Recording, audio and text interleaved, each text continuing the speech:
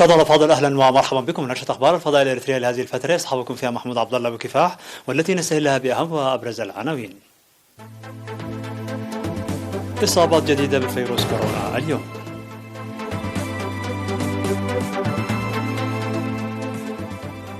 المزارع في مديريه حقات توجد في وضع جيد.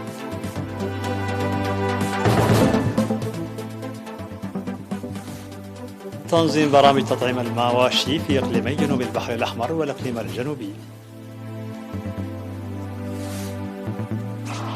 كينيا تسجل أول حالة وفاة بفيروس ماربورغ الفتاك في غرب إفريقيا. روسيا وحلفاؤها يختتمون تدريبات عسكرية وأعينهم على أفغانستان.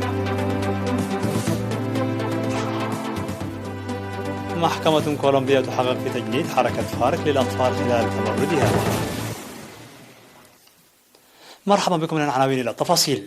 أعلنت وزارة الصحة بأن الفحوصات المخبرية التي أجريت اليوم 11 من أغسطس بمراكز العزل في القاشبركة والأوسط أظهرت إصابة 4 مواطنين بفيروس كورونا، فقد ظهرت 3 إصابات في القاشبركة، منها 2 في أم حجر وإصابة واحدة في منطقة أديبرا وإصابة واحدة في أسمرة بالإقليم الأوسط. في غضون ذلك شفي 16 من مرضى وباء كورونا كانوا يتلقون الرعاية الصحية بالمستشفيات، منهم 12 في إقليم عنسبة و4 في الإقليم الأوسط، وبهذا بلغ عدد المصابين بفيروس كورونا في البلاد حتى الآن 6593، شفي منهم 6514 وتوفي 36 مريضا بكورونا، فيما لا يزال 43 من المرضى يتلقون العلاج في المستشفيات. وزارة الصحة 11 من أغسطس 2021.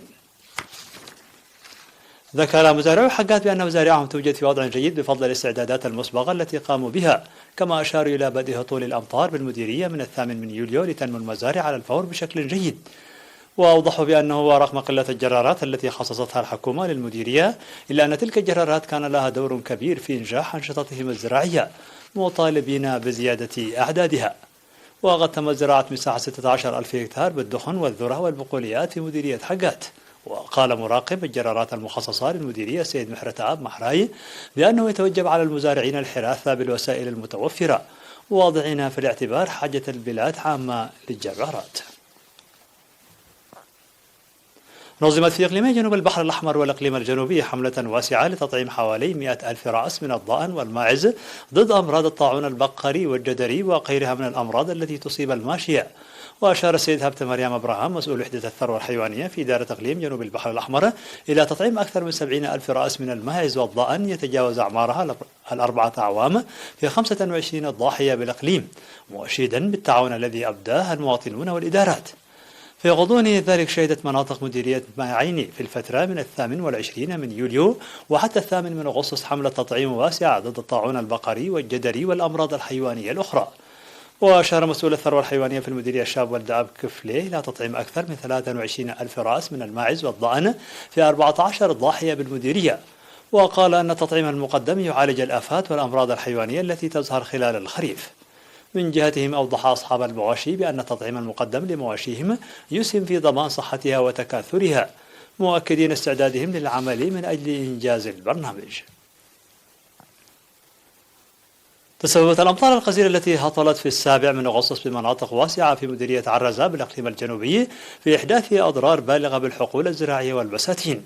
وأفاد مسؤول مكتب الزراعة في المديرية الشاب محرتو زرعاي بأن الأمطار الغزيرة التي هطلت لمدة 2 ساعات تسببت في تدمير هكتارين من الخضروات والذرة ودفن إحدى الآبار والمضخات، فيما لحقت أضرار نسبية ببساتين الخضروات والمزارع الحقلية في حوالي 3 هكتارات. وطالب المزارعون بتقديم الآليات الثقيلة نظرا للخسائر البالغة التي تعرضوا لها. في غضون ذلك أفادت المعلومات الواردة مؤخرا بأن الأمطار الغزيرة التي هطلت في 24 و25 من يوليو بضاحية ولاد مانتا تسببت في إحداث أضرار بالبنى التحتية الزراعية. حصل 185 شابا بينهم 49 من الإناث بمديرية قندة على دورة تدريبية في مجالات تربية الدواجن والنحل تراوحت مدتها ما بين شهر وحتى 3 أشهر، وقد تخرجوا في 10 من أغسطس الجاري. وقال مسؤول مكتب الاتحاد الوطني للشباب والطلبة في المديرية الأستاذ جن قبرو بأن الهدف من الدورة التدريبية هو تطوير قدرات الشباب وتحسين أوضاعهم المعيشية. وأوضح رئيس الاتحاد الوطني للشباب والطلبة سيد صالح الدين الذي حضر المناسبة أنه ينتظر من المشاركين في الدورة التدريبية إحداث تغيير في حياتهم ومحيطهم وتطوير قدراتهم. وذكر المدير التنفيذي لإدارة مديرية قنداع السيد حيش كبر سلاسي بأن تدريب الشباب يحقق نتائج مرضية، مؤكدا تعاون إدارة المديرية لتحقيق الهدف المرجو من التدريب. هذا وكان قد تلقى 165 شابا دورة تدريبية مماثلة في الفترة الماضية في مجالات تربية الدواجن والنحل وعلوم الحاسوب والجرافيكس والنجارة والحدادة.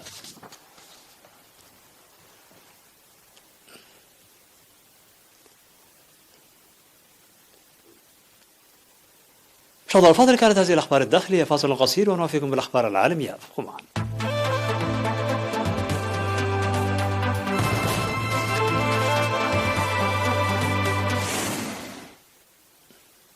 مرحبا بكم. على الصعيد العالمي، أكدت السلطات في غرب إفريقيا ظهور أول حالة إصابة معروفة في المنطقة بفيروس ماربورغ بعد وفاة ما لا يقل عن شخص واحد في غينيا بسبب مرض الحمى النزفية حسب إفادات منظمة الصحة العالمية. وقال مسؤول الصحة أنهم كانوا يحاولون تعقب أي شخص قد يكون على اتصال بالمريض الذي سعى للحصول على العلاج الطبي في جيكيدو جنوب غينيا.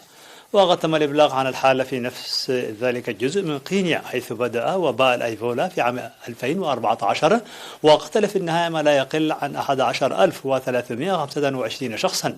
كما ضرب فيروس أيفولا بشكل أقل بكثير في وقت سابق من هذا العام المنطقة نفسها بالقرب من حدود غينيا مع سيراليون وليبيريا، مما أسفر عن مقتل 12 شخصا.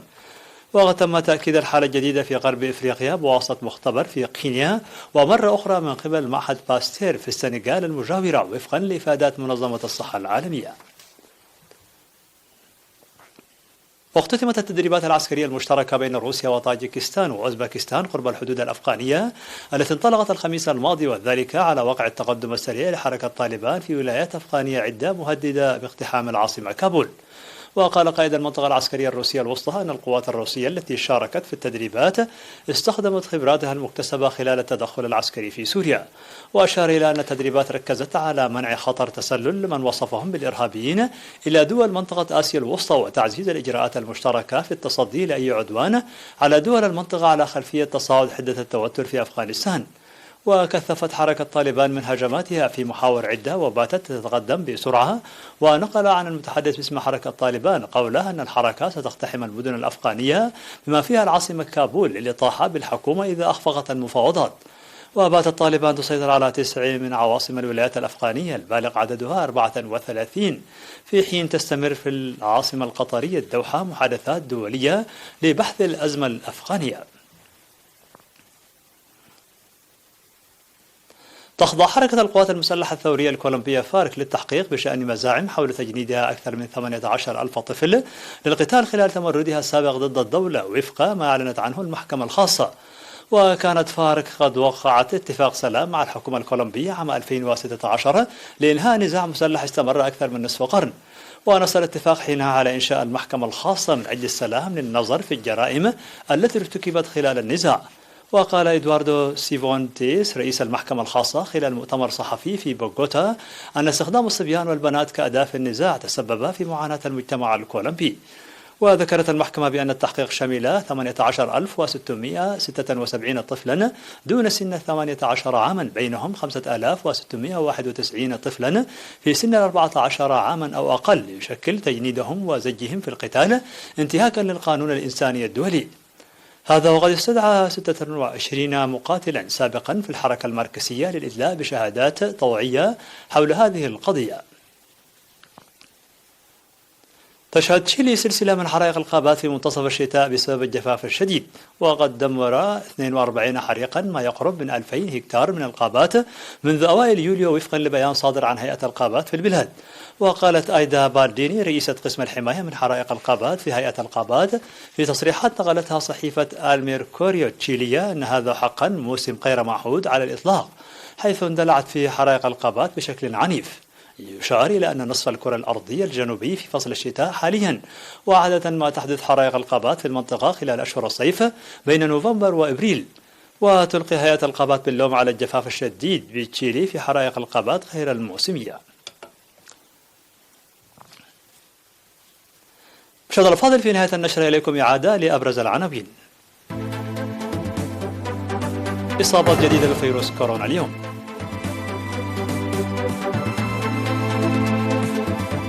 المزارع في مديرية حقات توجد في وضع جيد.